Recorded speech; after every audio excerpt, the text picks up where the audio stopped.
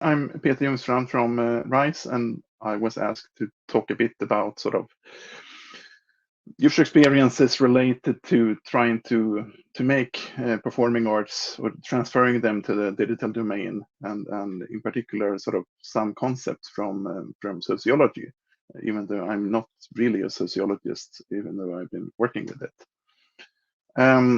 These are sort of more some general remarks about what happens when we introduce especially sort of a new type of technology. This is very common, that when we try to understand and make sense and use a new type of technology or a new type of situation, what we usually do is we go with the things that we know and understand, and we to some extent try to sort of mimic and learn and do the things that we already know in the new way or in the new format or something.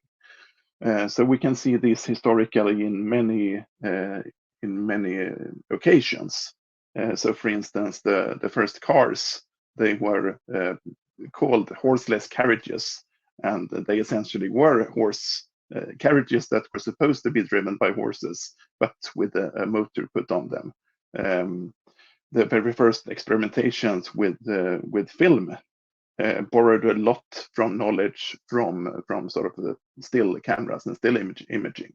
It took quite some while until new knowledge was developed of sort of the unique qualities of film as a medium of its own, etc.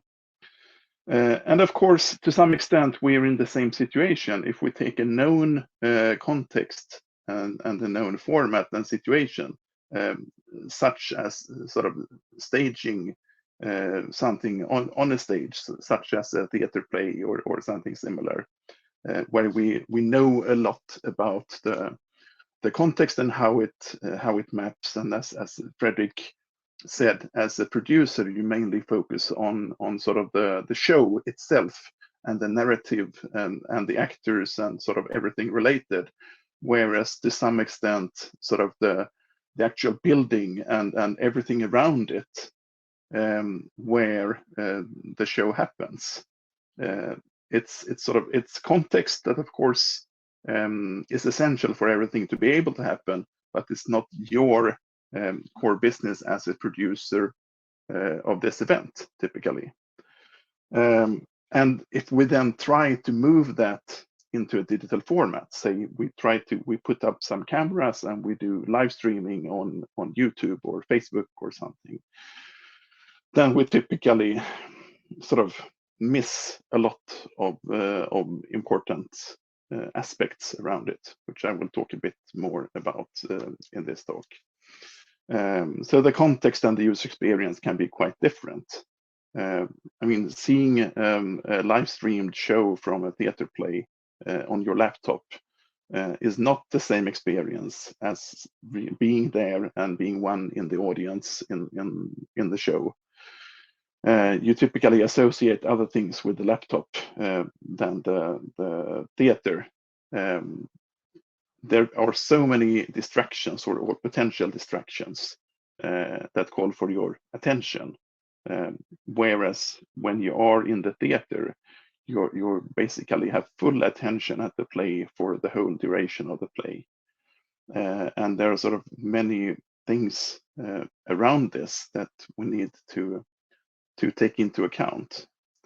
Having said that, it's not only that we sort of try to mimic.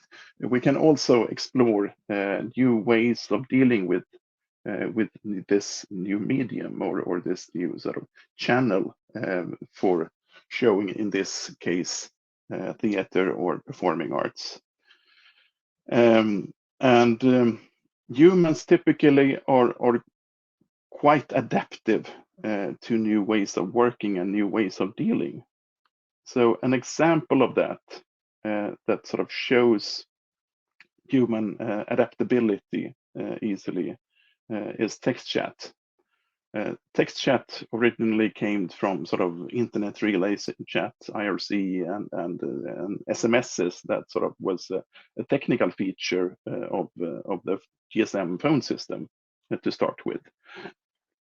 But it happened to map very clearly to concrete human needs in terms of human communication and connectedness. But pure text chat has some different qualities from how we communicate when we meet face to face or similar as humans. Because when we meet face to face, we typically use, in addition to the verbal language, we also use our intonation of the voice, and we use our body language and things like that to also convey part of the message that we're telling.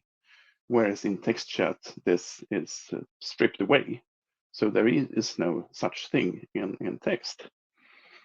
But there is an underlying sort of communicative need for people to express these issues of showing that this is a joke or irony, or this is really important, or now I'm angry, or this was a joke, and things like that.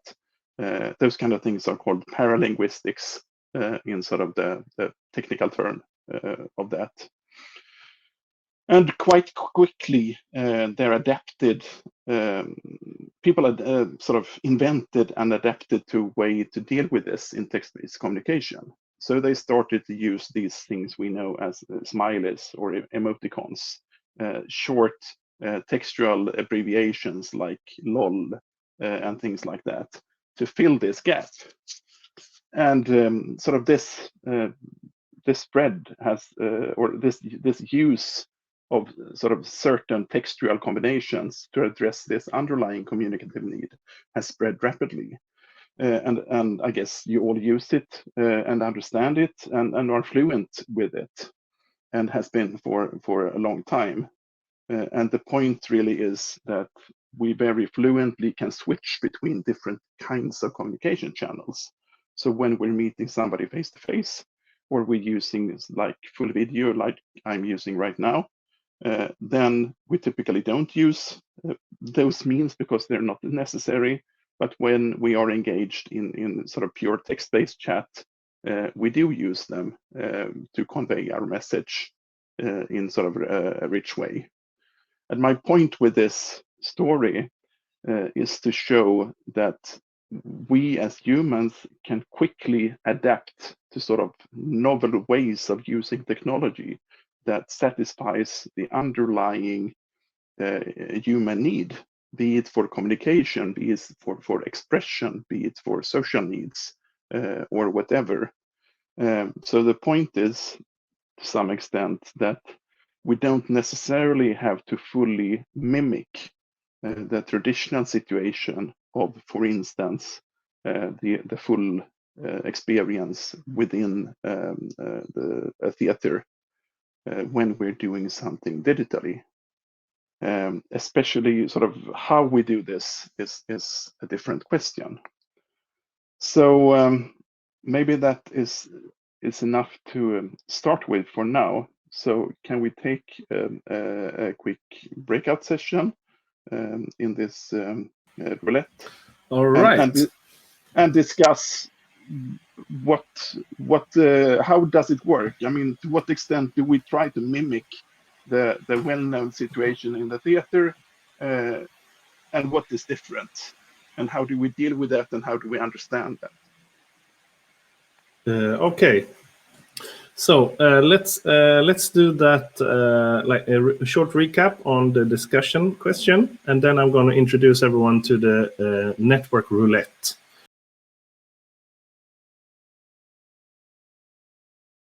We have a lot of great visitors today. Do some shout outs. We have Helene Riese from Stockholm, part of the Bridging Digital project.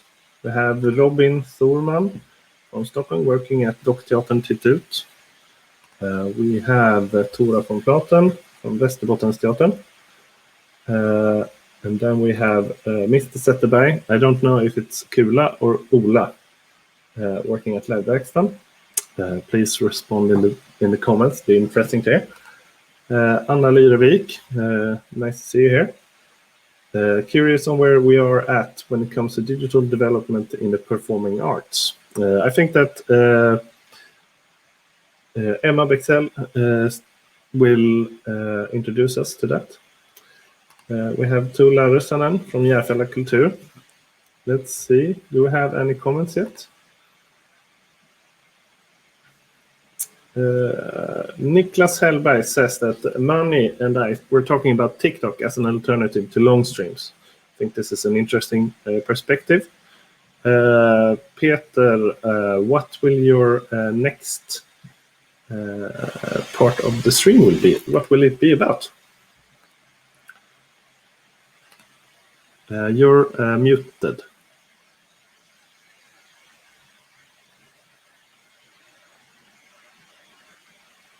Can you hear me now? Yes. Do you see my screen? Yes.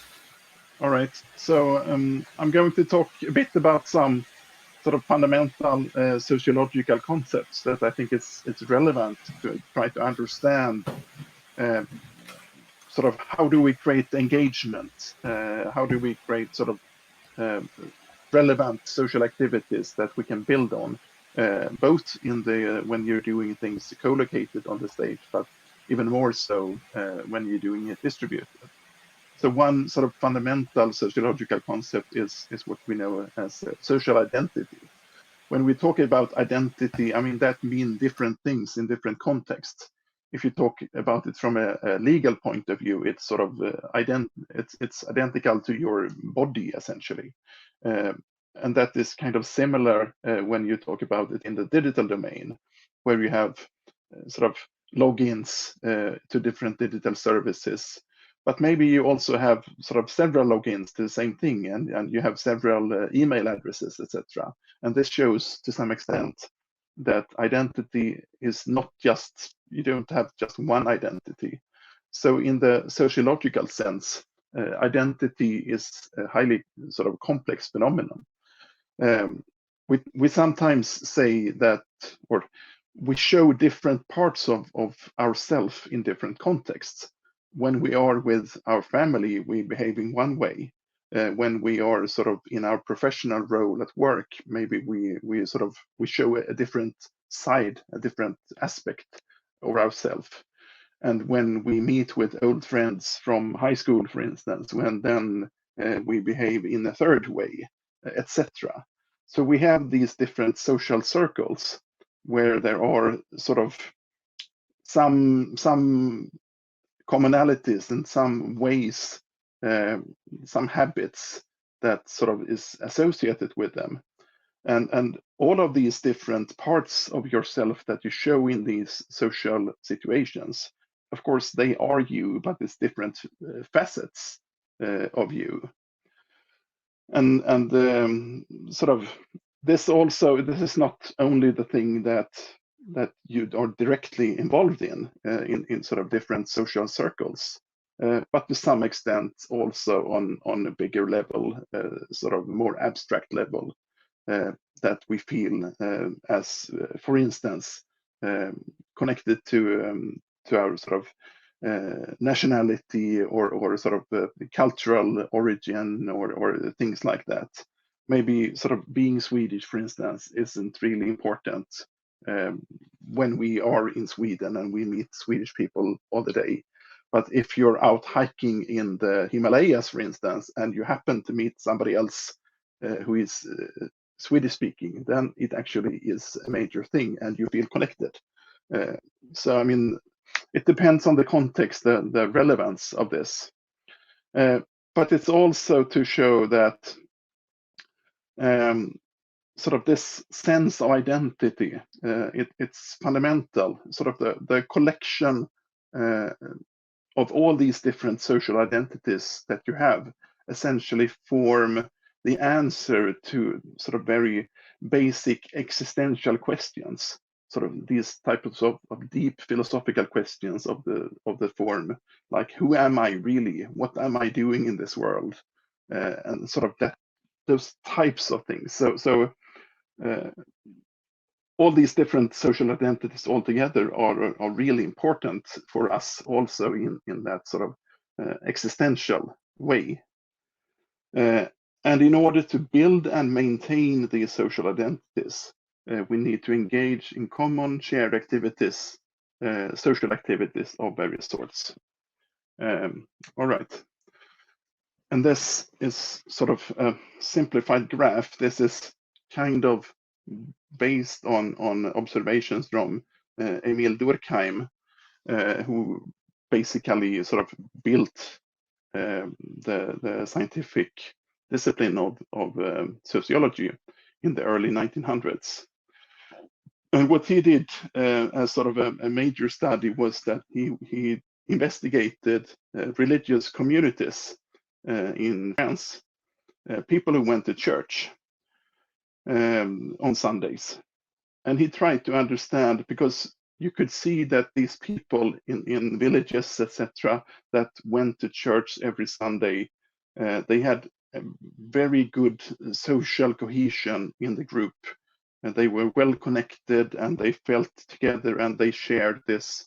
They had this shared social identity, sort of this sense of us, that we belong and we care for one another, and so on.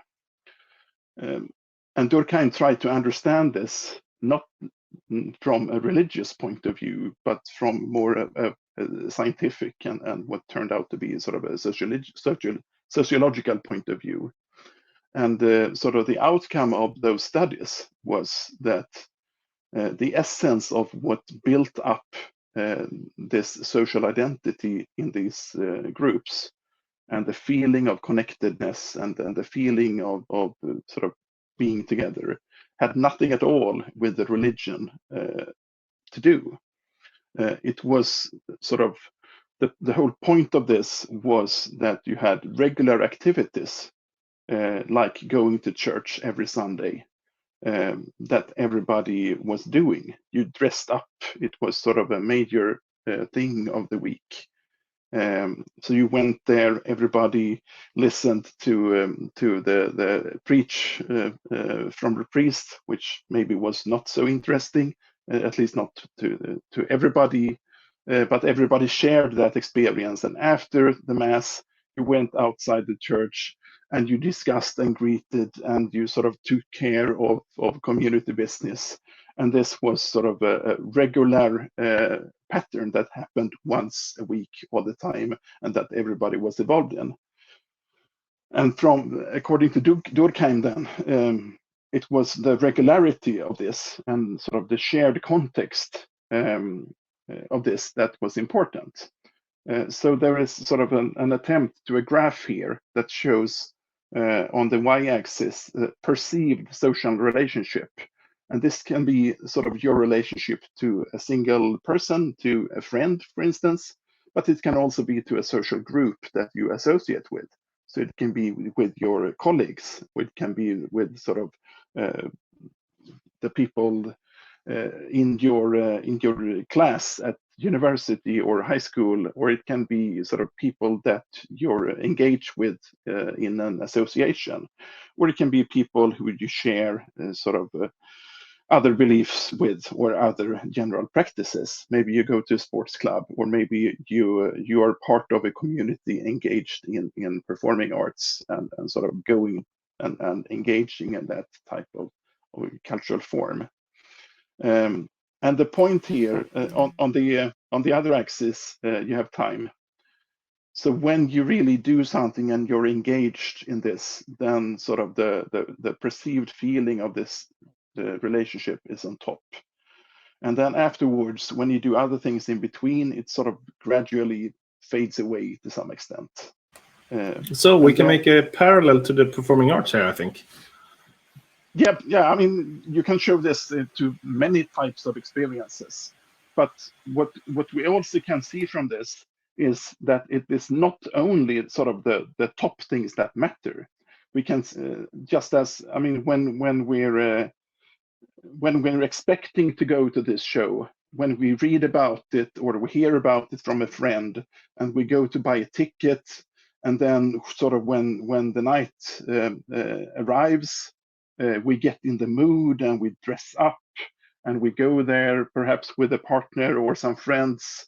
We come to this place and sort of you start preparing mentally way before, and that will increase sort of the relationship with this community and this activity. And in order to keep that, you must sort of refresh it at some type of regular intervals in one way or another. I mean, the best thing is a real activity, but it can be other things that you sort of, you look at pictures or you discuss with some friends who were there or have an engagement with this, etc. The point with this model is to sort of give a conceptual way to think about sort of how do you understand these types of social bonds between you as an individual and others, or a social group, or something similar, and how do we sort of keep that connection alive? Yeah, so I think the main takeaway here is that we all, when doing the physical, like a show at the theater stage, performance, whatever it is, we actually do a lot of these maintaining tasks.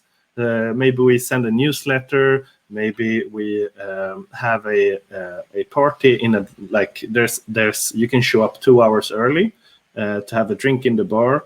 There's all of these side events and side things to peak, to raise the expectations, to make it more of a social event. And I think that we all have experiences from the physical world of how my excitement goes up prior to an event.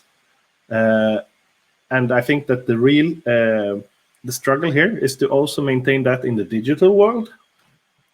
So I wonder if you have you ever had any experience of these things in the physical world where you could go to a mingle in advance? Did any of the events, the digital events this last year, did they actually borrow some of these concepts? You can write in the comments.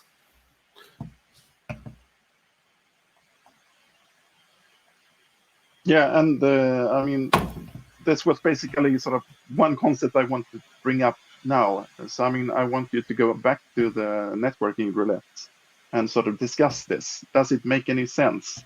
How can you use it? How can you sort of use this concept to actively think about what happens in the physical realm, on the real stage and in the real theater, from the visitor's perspective? And what happens when you do it good or less good in the digital realm? All right. I'm going to invite you all to send another link to the networking session. And I would like you to discuss if you've experienced any great examples of piquing the interest before or after a digital show or experience.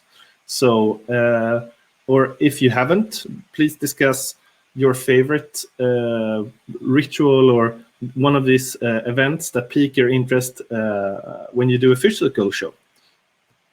So I'm sending you a link right now.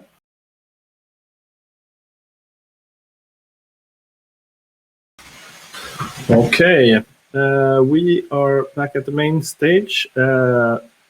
Please post your comments in the comment box, and I'll bring it up. Anneli shared a reflection earlier. Don't think digital events should necessarily imitate in real life, as they are two distinct different things. Experiences. It's harder to gain stickiness during digital event. It's hard to stay focused as you're not really in an immersive environment.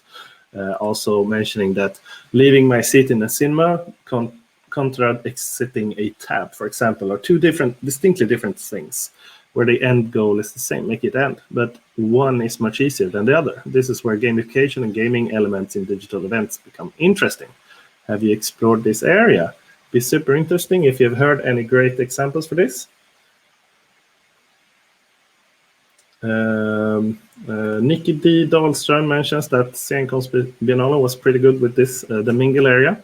The mingle area was using this networking function. Let's see, is there any more comments from your discussions? Did you experience any good examples?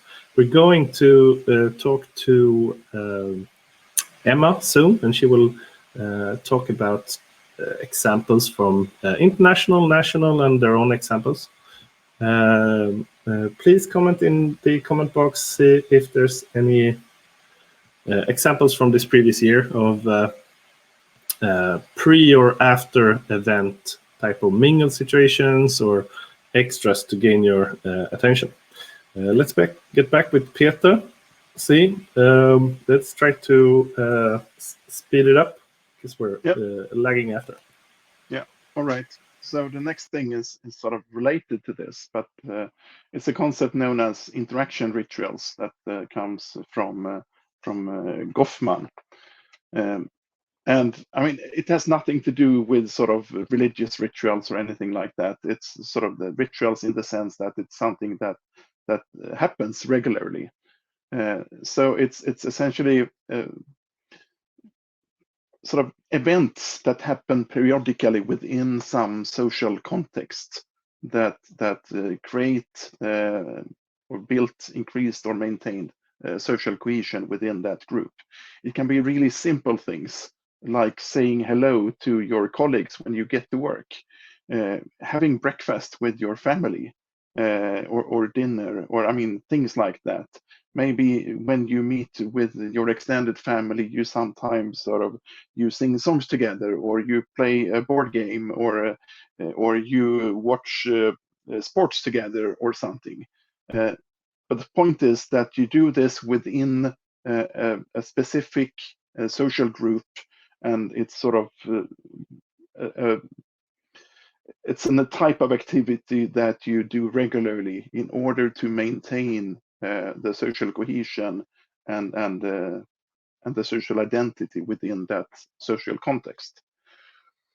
And this can happen. So according to Goffman, this is sort of the essential thing that establishes and maintains social cohesion in social communities, be it sort of a small community like your own family, or maybe sort of a bigger thing like sort of like a whole people, or a subculture, or something else, some other social group.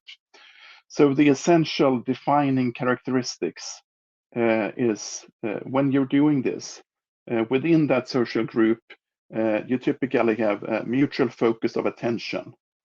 So maybe you're at the wedding, or you're at the funeral. Maybe you're celebrating Christmas or something. These are sort of cultural events of various sorts. But for the people within this situation, there should be a mutual focus of attention while you're doing it. There is typically a common mood. So maybe you're really happy, or you're sad, or you're serious, but it's a shared mood between sort of the participants. There is sort of at least a felt barrier to the outside. Of course, the outside world exists, but when you're doing this, you focus on your shared social situation and the context that you are within. So you don't think about the world outside, but you focus on yourself and the other participants and the activities that you're engaged in. There needs to be a certain amount of engagement in the situation itself for this to work. If you sit in a corner and think everything is boring, then it will be boring. So in order to build social cohesion and maintain it, you have to have a certain degree of engagement. And the most important aspect of all is the reciprocal acknowledgement of each other's engagement. So this is really important, that you can see or in other ways sense the other people's engagement, and that you can acknowledge this, and that you do that mutually across one another. So according to Goffman and Ling, these are really sort of defining characteristics that you need to have in order to establish and maintain social cohesion within sort of a social group. And this is then what in turn builds social identity and things like this. So the studies in sociology in this, I mean, essentially this was intended to sort of just understand it and flesh it out. It's not meant as a checklist originally, but we can actually use it that way when we're trying to design new types of experiences. And we can also see from sort of these characteristics here that normally when you do something, when you're co-located in a face-to-face situation and you're engaged in some type of social situation, all of these typically are true, all these requirements. But it doesn't necessarily have to be co-located face-to-face. We can clearly see that this is true also for a number of digitally mediated experiences. So for instance, think of people who are playing sort of an online multiplayer game, like World of Warcraft or whatever, any type of sort of those types of games, where you engage with a clan or a guild. So you're not just a single player, but you're a social group. You take on a sort of a major challenge of some sort, and you have to cooperate in real time and other ways in order to overcome this challenge. And when you do that, we can see that sort of all these requirements are fulfilled when you take part of that game. And as a result, you actually build up real social cohesion, and you build up that social identity, a shared sort of identity with those other gamers in your guild, who you feel connected to, and maybe you're proud of being part of this community, etc. Just in a very similar way from sort of a social point of view that you would be to any other type of social group where you're a member of that group. So what we can see here is that these are sort of essential things that we can use as a checklist in order to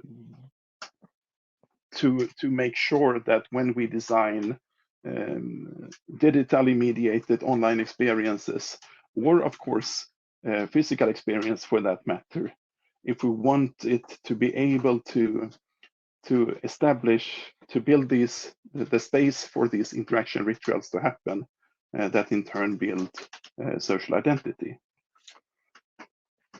So next thing to discuss is this concept of interaction rituals and these characteristics of that. To what extent can we use that? Can we use that as a checklist or something similar when we're designing new types of digitally mediated experiences for performing arts?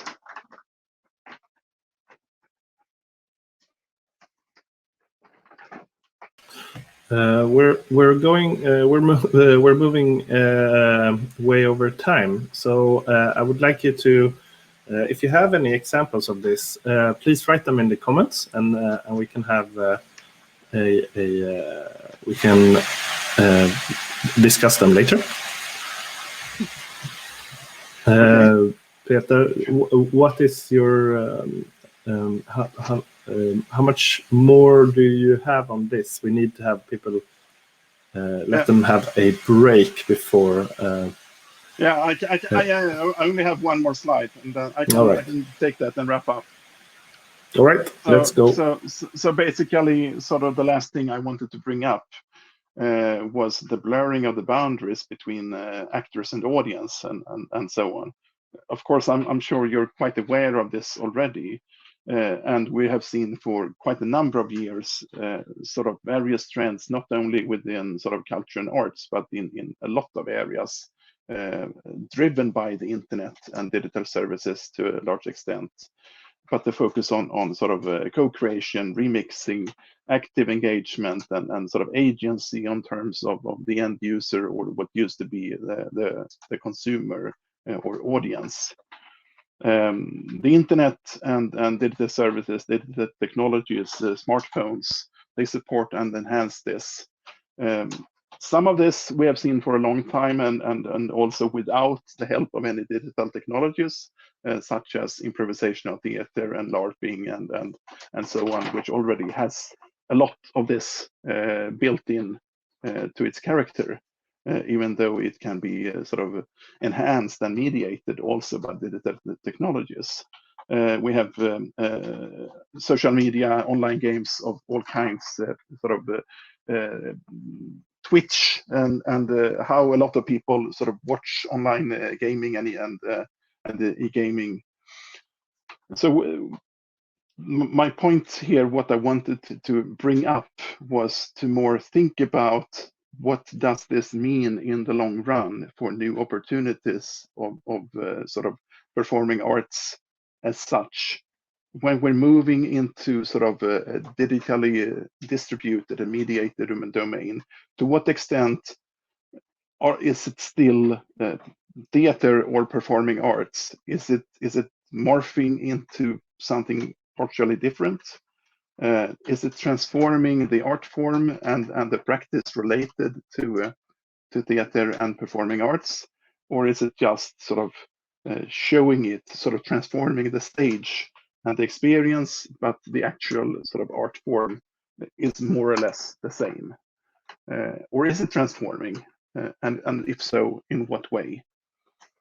So basically, this was what I wanted to bring up for discussion.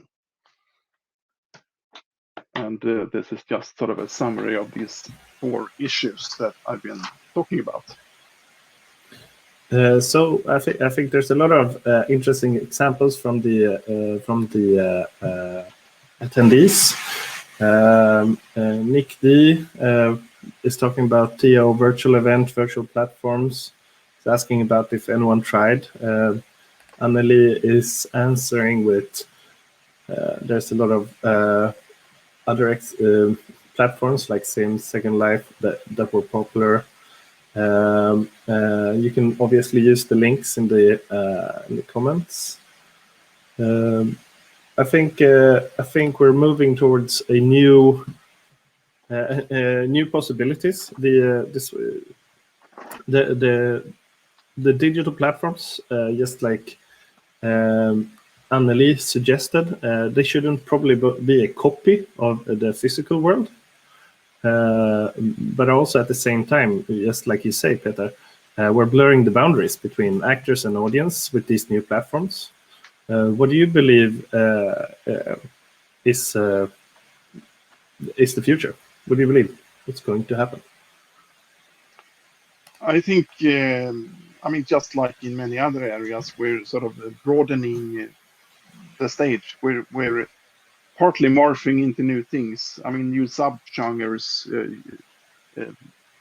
showing up, etc. So I think to some extent we are transforming the arts itself as a consequence of access to new digital technologies and new ways of reaching what used to be the audience. And when we're going into sort of a co-creation and things like that, and blurring the boundaries between fundamental roles such as actor and audience, we're partly doing something else. But I think it will be sort of continue to be fussy and continue to be a lot of experimentation within this area. And in the long run, I mean, some new things will emerge that will be really strong. Exactly what they are, hard to know. All right. I think we can sum this workshop up with a lot of thoughts about the audience experience. We have a lot of experience from this crowd from physical, the physical counterparts. But when moving into the digital realm, some of these social aspects of the audience experience is lost. And I think that the digital platforms probably have other options available that don't resemble the physical world. I would like to see a comment from Emma. I'm going to bring you into the stream.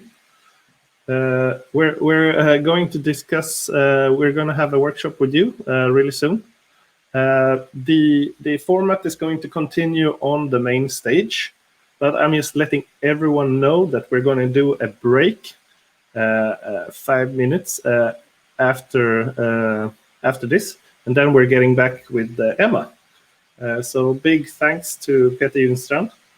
We're going to take a short break, and then we will keep on being on stage. The session function isn't working right now.